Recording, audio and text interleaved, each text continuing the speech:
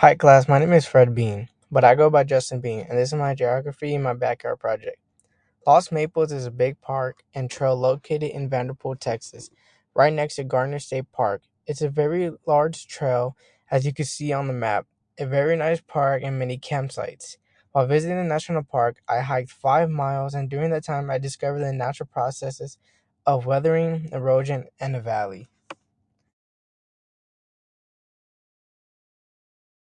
While while starting on the hike and half a mile in, I see stacked and dried up rocks. So I'm already seeing erosion building up. But wait, I looked over on the other side of the dried up flat land. I see a small stream of water running through, and as you see in the video, you see a fast stream which is called rapid, constantly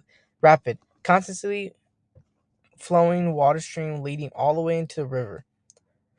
Also, walking down a little more, you see a big wall almost looks like stacked rocks. You see a different kind of erosion going through this hill, almost looking like it's carving over, and which is dried upstream, causing the rocks to carve in by the water streams hitting it before now and as it went back and dried up.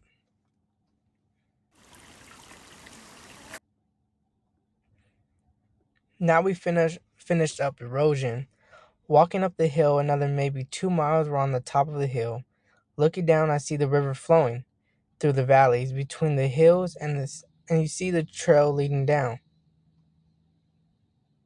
Deposition comes in by the way the hills and the valley meets. A little bit of erosion too, but the rocks are hit by the water. A small fact about the river, I was curious about where it was leading to, and it runs through the Sabino River. It flows south about 40 miles into the Frio River and into the southeastern corner of Uvalde County. Back to the picture, you see it's a V-shaped valley, and the river is surrounded by hills and trees and rocks on the rivers and sides. Love how you can see the depositions almost going from the source transport then sinking into the river. Now we're moving into weathering. Slowly moving into the last of everything, finally walking down the hill. My sister helped me a lot to find this stuff out too, but as we were walking, we saw a lot of weathering, chemical weathering, and physical weathering. To our right, it was hidden, but it was very muddy with a small amount of water with broken down rocks, is a good example of weathering, in my opinion. I believe in the picture the rocks were parent material. Then there was a small pond of water right by the river and big small rocks, so it would be called cemetery rocks. In the video I put on the presentation was the trees growing inside of the rocks, as I learned that that was weathering by the way the roots are connecting where the rocks are planted on top of the trees.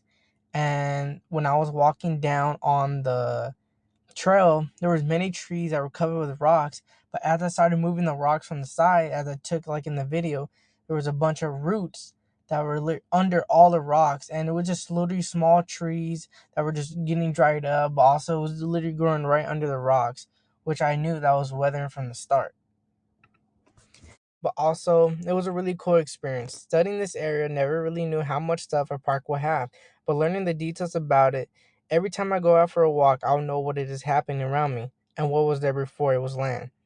Good learning experience can actually tell people and friends what I learned about and not just do the work and end it. As we now know, there's weathering happening very often in the world, erosion happening slowly around hills, mountains, volcanoes, etc. Maybe when you go to your local park or whatever for a walk or a bike ride, vision the rocks and the water streams if it has some. But thank you for watching and taking the time to let me talk to you about my experience and knowledge.